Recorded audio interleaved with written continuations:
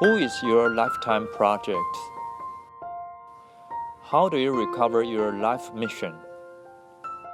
Well, I think in a way I buy both of them. I think that imagination is innate.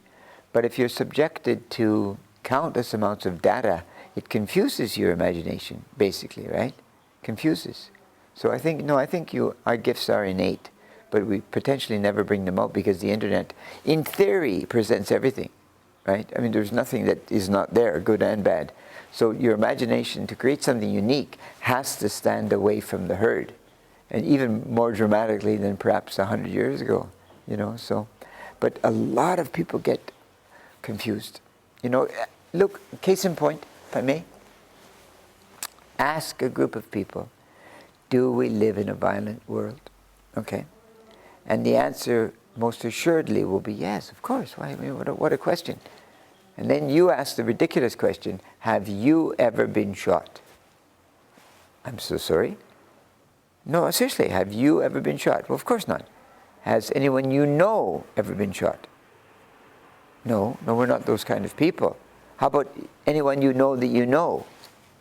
No, not at all. And it goes on, right? So in other words, virtually everyone that I've met in 62 years of life has never been shot, or stabbed, or blown up. How do I know it's a violent world? Through the news media, of course, right? Only. And is it as violent as we're kind of encouraged to believe? I don't know. But it might not be. No, I would think, but that's I think a phenomenon that exists worldwide. Maybe one or two exceptions, right? But I think it's a general problem that we are educating the masses, right? And so you need a type of massification in the school system, right? So I like the Asian school system. Look, to be honest, the Taiwanese school system, for instance. And why? Well, I think because what I see at least is that it gives you a bowl. I mean, that's your grounding in the first 7, 8 years. It gives you a bowl of language, literature, culture, you know, a few things, right? And the kids hate it, but it's still a bowl. And into that bowl, you can put other things. I think a lot of Western people, a lot of education in the West doesn't give them that bowl. It gives them general knowledge and expertise as they go forward, but there's no safety bowl. So that's why, I mean, why? I ask myself, why? I mean, there's a lot of foreign people in Canada, for instance. Why aren't they homeless, lying on the streets in sleeping bags? Why? It's mostly young white men, right? Well, if you're going to stay in a strictly academic sense, you have to treat yourself as like a project, right? So you need a little graph. You have to write at the top. You have to write my gifts, and then what I'm good at and what I'm bad at, and you have to track this. You have to get your little book or a book or your phone and track who you are, like a project. That's how you do it. Look, I mean, what I'm saying is nothing original. All the great speakers say exactly the same thing. You got to track you. I mean, you are the project. And the quicker you realize that, the happier you're going to be along life's path, of course. What is the Dylan Thomas question? Why do people take drugs? Are they happy?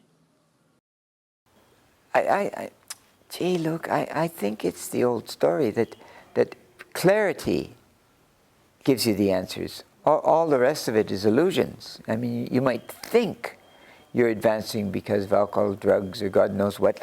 It's the classic Dylan Thomas question, as I like to call it. Like, Dylan Thomas was a raving alcoholic, right? And his poetry, if you listen to him, half the time he's drunk. But it's fantastic poetry. But would he have been a better poet without the drugs and alcohol? I would think yes, personally, you see.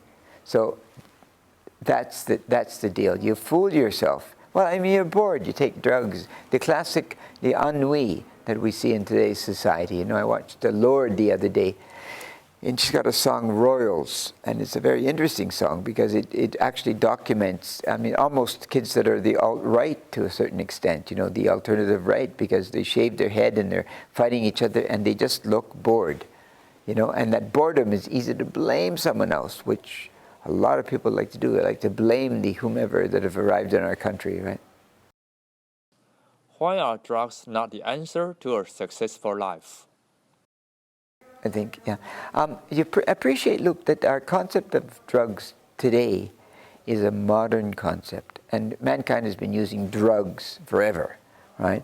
And this drug that George took, LSD, had only been made illegal 5 years before. So it wasn't, I mean, it's not something really prurient in that sense, right? You know, there's some, I mean, people experimented 40 years ago with all sorts of things. I mean, it was very normal in the society at the time.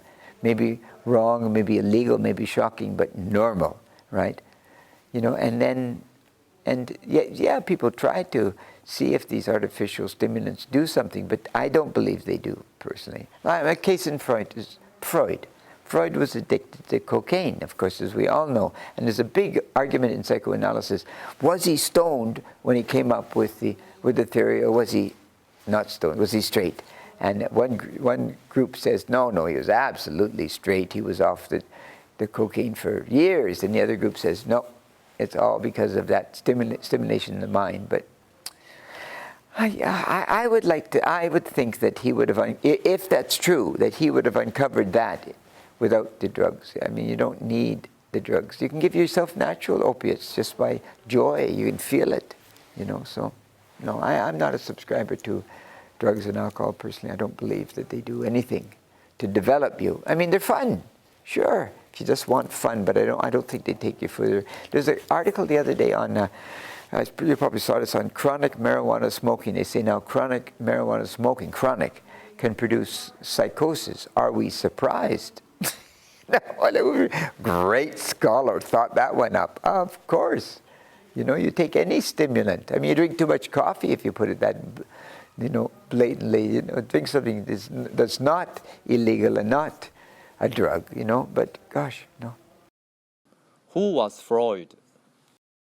Do you believe he was stoned when he developed his famous theories?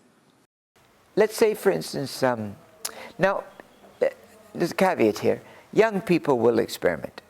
I mean, they're curious. Okay, so we're not talking about kids. We're talking about people that are 25, you know. And I feel bad. I feel alone, etc., etc. Well, the internet now is filled with groups. You can join a group of your own interest, whatever that is, and you can certainly, you know, find out what's going on, what you enjoy, meet some people. So, I mean, I think we could replace the word love in a sense with companionship, Luke. You know, I think, you know, closeness, warmth, all of these kinds of concepts, right? Yeah, well, I think once again, I maintain that all answers lie within. So thoughtfulness means, where am I? Well, I'm right here, right now. I'm not yesterday and I'm not in the future, I'm right now. And of course, and then the other two categories are based on introspection. You have to sit down and open the door to you. I mean, there is no choice. Whatever that means to you, you see, this is, because we are individuals. I mean, your door is obviously blue and mine's pink or whatever. You know, there's different doors to open, but yeah. All the answers are there, Luke. I really maintain this. You know, in 62 years of life, I've lived a full life, and I'll leave it there. But the best life is when you're clear, period. And with that clarity, you come to a point that you can actually access things like companionship or love, you know, right? Love of fellow man. And I think if you really take a little time, you'll find that people respond well.